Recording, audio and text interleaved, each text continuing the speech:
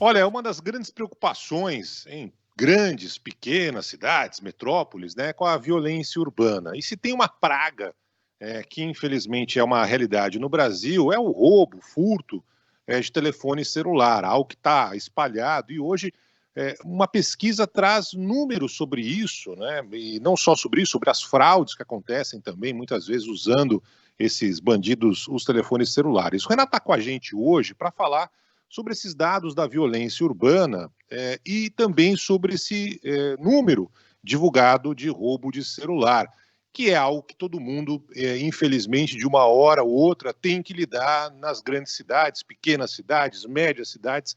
E é uma tragédia, né, Renato? Bom dia para você. Bom dia, Barão. Bom dia, Rô. Bom dia a todo Bom mundo que dia. nos segue aqui no Station, na Band News. Bom, a questão da violência urbana, com destaque para o roubo de celular, como apontado nessa pesquisa recente do Datafolha, divulgada hoje para o Fórum de Segurança Pública, tornou-se uma preocupação central das grandes cidades brasileiras, até muito mais do que cidades do interior, né? A pesquisa apontou hoje que 10% dos brasileiros, pouco menos de 10% dos brasileiros, já foram vítimas de roubo de celular, e tenho certeza que muitos ouvintes nossos já passaram por isso. Mas vamos entender, Barão e Rô, o que significa o impacto do roubo de celular, né? Nós, do Instituto Locomotiva, desenvolvemos há um ano atrás uma pesquisa em que mostrava que os brasileiros têm mais medo de ter o celular roubado do que a carteira roubada. E isso acontece por um motivo muito simples, né? O celular se tornou hoje uma extensão da vida da pessoa. Se o banco está dentro do celular, a agenda telefônica está dentro do celular.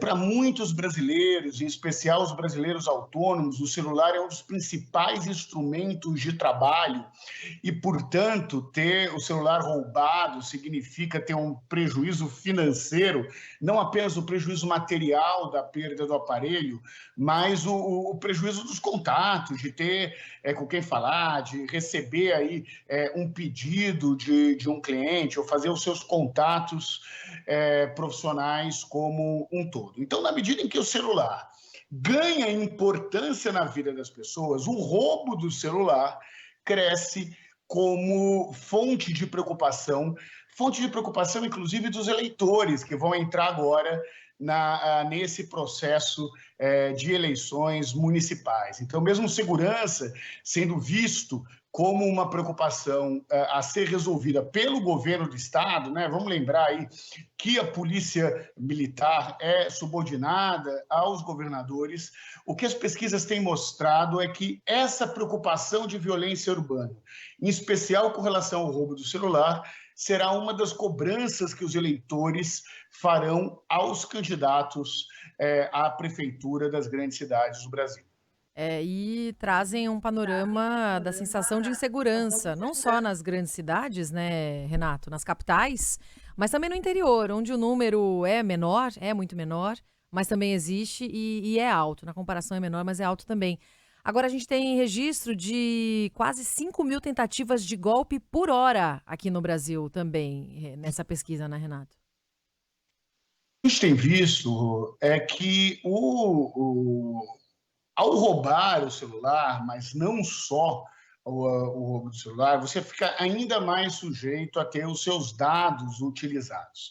Né? Não é à toa que o governo federal lançou o programa Celular Seguro, que já tem mais de 2 milhões de cadastrados, um número que é relativamente pequeno, mas que tende a crescer aí com o crescimento da violência, para bloquear a utilização do celular, mas também dos aplicativos de segurança do celular.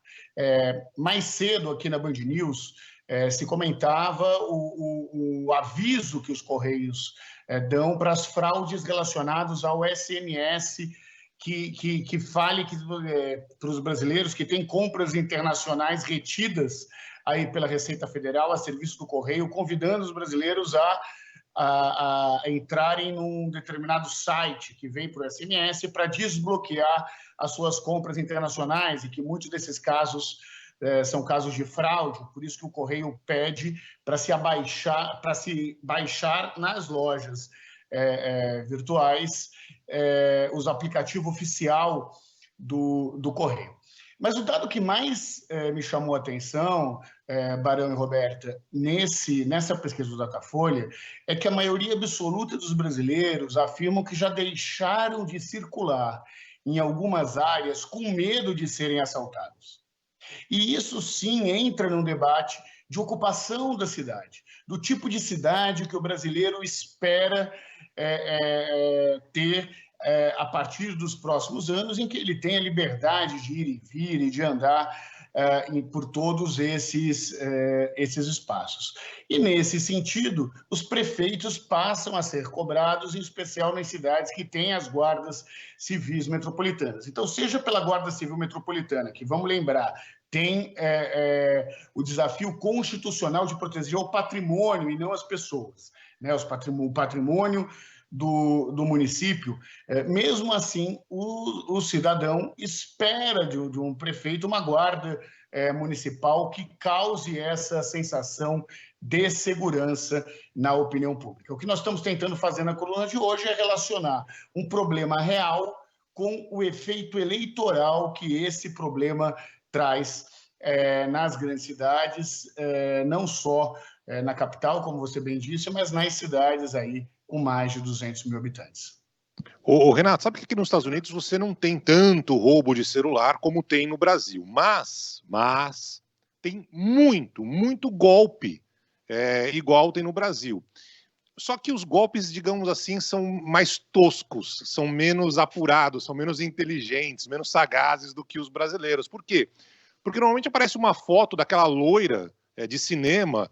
Ah, você quer conversar comigo, né? Chega aquela foto no SMS, no WhatsApp, você fala, por que eu vou querer conversar com alguém, né? Ah, não, mas eu tenho alguma chance com essa loira deslumbrante. Não, lógico que é golpe, né? Você quer um emprego para trabalhar 2 horas e ganhar 5 milhões? Lógico que eu quero, mas é golpe, né? Então, digamos que é muito tosco, mas chega telefonema, chega todo tipo de absurdo. Então, para você ver que não é uma realidade só do Brasil. Só que, digamos que os golpistas brasileiros, na minha opinião, são muito mais espertos, é muito mais tentador a possibilidade de se apertar ali o botão e falar, não, realmente tem uma entrega no correio, sei lá Tem golpe tosco também no Brasil, mas digamos que os daqui são muito mal feitos. Precisa exportar essa característica brasileira para os americanos aqui. Não sei se eles caem nisso, mas convenhamos, é muito mais fácil identificar que é golpe, viu, Renato? Ô, Barão, mas você sabe que tem uma razão para isso, né?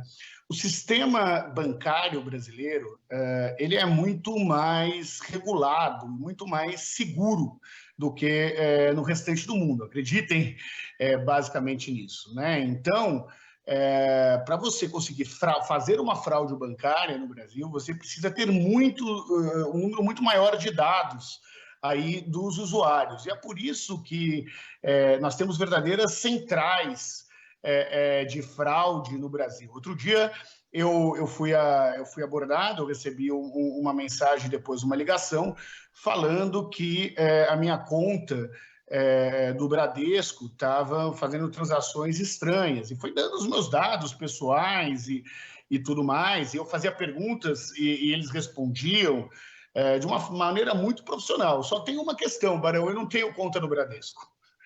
Então, agora, muitos milhões de brasileiros têm, né? Então, imagine o quanto que esses fraudadores utilizam o medo de ter um crime eletrônico, de estar fazendo um Pix falso, para, inclusive, servir como gancho aí para realizar, aí sim, uma fraude eletrônica. Na verdade, o Brasil não é para amadores, inclusive na estratégia das fraudes eletrônicas. E só para registrar que hoje o Ministério Público, Barão, e a Polícia Militar de São Paulo deflagraram uma operação, desarticulando uma operação criminosa que praticava golpes simulando sites reais de lojas grandes, de redes conhecidas. Então, piscava para você, por exemplo, no Instagram, um sapato com um valor de 1/3, mas é um sapato que existe, de uma loja que existe, você entra para comprar, se não estranhar nada ali no processo, né, do celular, acha que está comprando um produto que nunca vai receber. E hoje houve uma operação para desarticular essa quadrilha. Mais um golpe, tem muita gente caindo nele também, viu? É difícil você segurar o dedo na hora de apertar ali, na dúvida e tal, não faça isso.